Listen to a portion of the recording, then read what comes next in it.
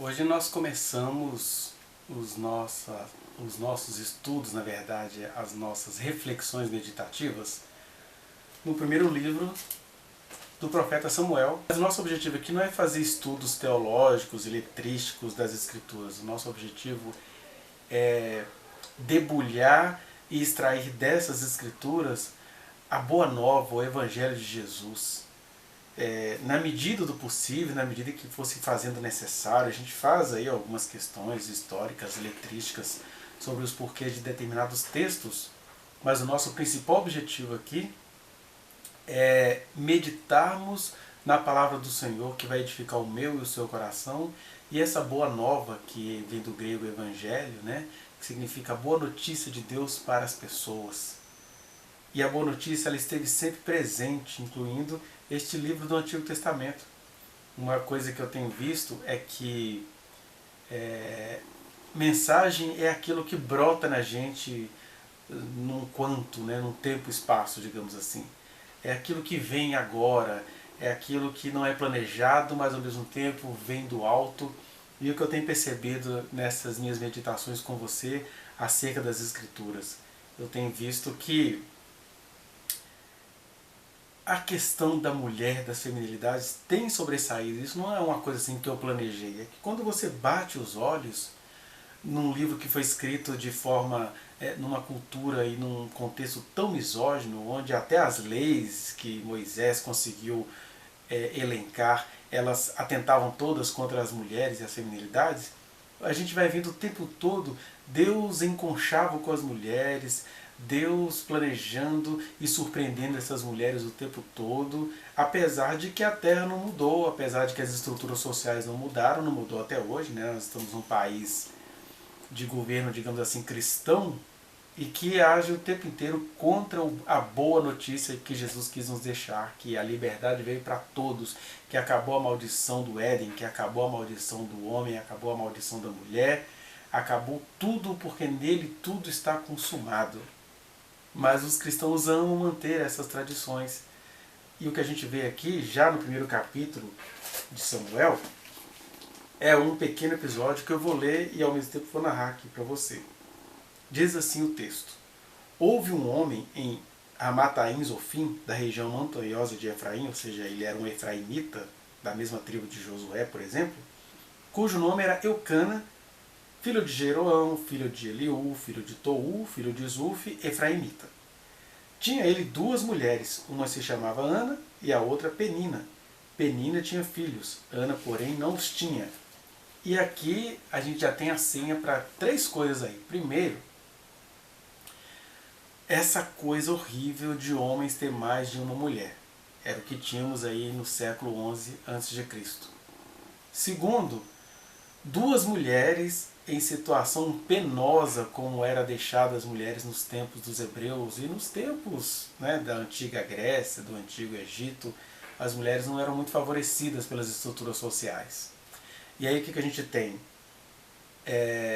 Ana e Penina. O texto vai dizer que quando elas iam cultuar no lugar onde eles tinham que levar o culto, o sacrifício anual, o Eucana ele trazia mais agrados para Ana porque ele a amava, embora ela não desse a ele filhos.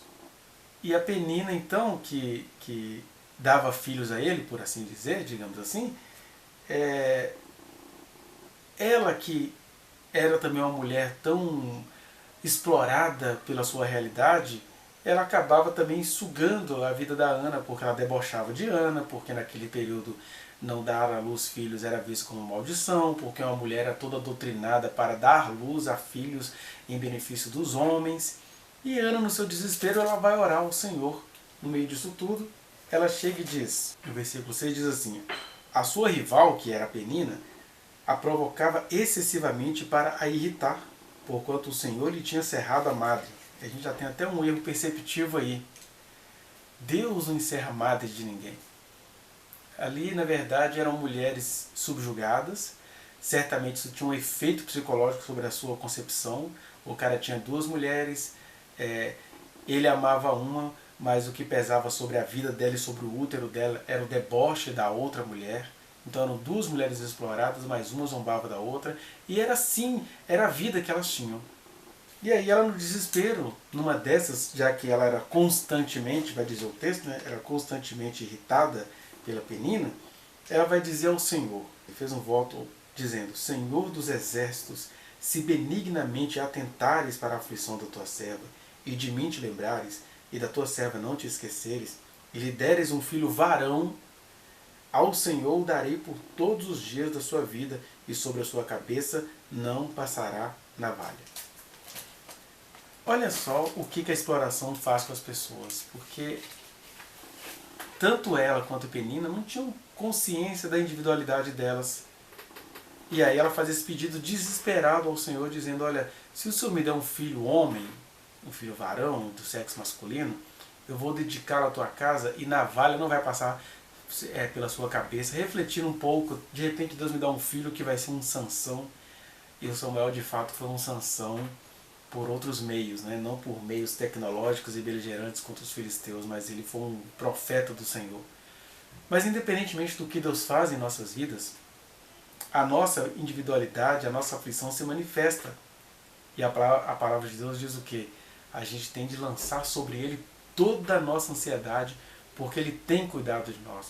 Ele não muda as estruturas sociais, Ele não muda a vida que os seres humanos constroem, mas Ele muda corações, Ele nos surpreende conforme a linguagem que a gente suporta. E a Ana, que não tinha nem chance de ter uma consciência maior do que aquela, ela faz esse pedido: olha, minha saída é ter um filho homem. Não tinha essa luta pelo direito das mulheres, e o Senhor a atendeu. O Senhor atendeu dando a ela um filho chamado Samuel. Mas o que eu quero chamar a sua atenção aqui é essa situação de que de repente você é uma pessoa que sofre muitas opressões. Aqui eram duas mulheres oprimidas, onde uma delas oprimia a outra, né? Mas de repente você é uma pessoa que tem uma etnia que é oprimida, você é uma pessoa pobre que sofre muitas opressões de pessoas ricas. Enfim, o conjunto de opressões não param, né? E o que a gente pode entender é que o Senhor, Ele está aí para receber diante dele as nossas ansiedades, receber sobre ele as nossas ansiedades. O Senhor conhece a nossa estrutura, o Senhor conhece a sua aflição. E o que a gente pode fazer é como Ana fez: orar como lhe foi possível orar, clamar ao Senhor como lhe foi possível clamar, porque Ele é o Senhor que atende todo o clamor, Ele é o Senhor que está aí para nos proteger, para nos amparar, para nos dar a resposta muito melhor do que aquela que a gente imagina. O Senhor ouviu a oração de Ana e ela fez a oração que ela podia fazer, que ela conseguia fazer, que ela dava conta de fazer. Qual era a oração dessa mulher nessa aflição da misoginia que lhe era imposta? Olha, se eu tiver um filho homem, eu vou dedicá-lo ao Senhor. O que eu quero te dizer é que o que a gente aprende diante de muitas coisas, o que a gente pode aprender agora nesta mensagem acerca das relações de Ana com as opressões que ela sofria, tanto do grande outro social, quanto da sua colega, da sua rival, né? Daquele absurdo de um homem se deitar com duas mulheres, que era tão proibido contra aquele tipo de homossexualismo que acontecia nos dias de Israel. Lá diz: olha, não pegue outra mulher com a sua esposa. Eles nunca cumpriram isso, né? Mas o que a gente aprende com Ana nesse sentido? Que ela agiu com as ferramentas que lhe foram disponíveis, que estava ali para ela agir. E como é que ela sairia daquela situação? Tendo um filho, era o que ela tinha para fazer. Mas eu digo para você, no século XXI, você tem outras ferramentas e você então pode fazer outras orações. Tem hora que a gente precisa fazer essa oração, que é orar e ação. Você está sob uma opressão, é um marido que te abandonou e agora ele fica passando na porta da sua casa para fazer negócios, né? Rapiou o seu dinheiro, conseguiu uma fortuna, comprou bons carros e você está aí na sarjeta. É orar e ação. O que seria orar e ação? É orar e ir à delegacia de mulheres pedir medida protetiva, né? Ah, o meu marido tem um gene estranho. Tem hora que ele só vai aprender se você o denunciar às autoridades competentes, e o anjo do Senhor vai conseguir falar com ele só na cadeia. Então a gente precisa aprender a semear em meio ao absurdo. Deus, Ele ouve o nosso clamor e Ele também ama ouvir o nosso clamor com toda a nossa racionalidade. Tem gente que ora ao Senhor pedindo bênção, pedindo livramento, mas você, na qualidade de um ser humano, você pode orar ao Senhor também, exercendo diante dEle a sua racionalidade. Senhor, coloca no meu caminho um melhor advogado, coloca no coração de um juiz a sentença justa. Se o meu marido só vai entender, ou a pessoa que me maltrata só vai entender a linguagem da prisão, que seja assim, sem medo de ser feliz. Porque a gente adquire essa coisa, né? A gente acha assim, não vou procurar justiça não, o Senhor vai atuar em cima disso. E de repente o Senhor quer atuar não é em cima disso, é através disso, é em você procurando os meios cabíveis em oração, em oração, né? Ana usou as ferramentas que ela tinha. Nós temos outras ferramentas, ainda podemos usar diante do Senhor essa oração sincera, igual a que Ana fez, dizer, Senhor, eu sei que a justiça nesse país não funciona, mas no nome do Senhor ela pode funcionar para mim. Esse é o tipo de clamor que a gente precisa fazer na nossa geração. E aí, se Deus tiver uma surpresa, né, Ele pode chegar para você e falar, olha, não vai precisar de nada disso, porque sou eu que vou resolver.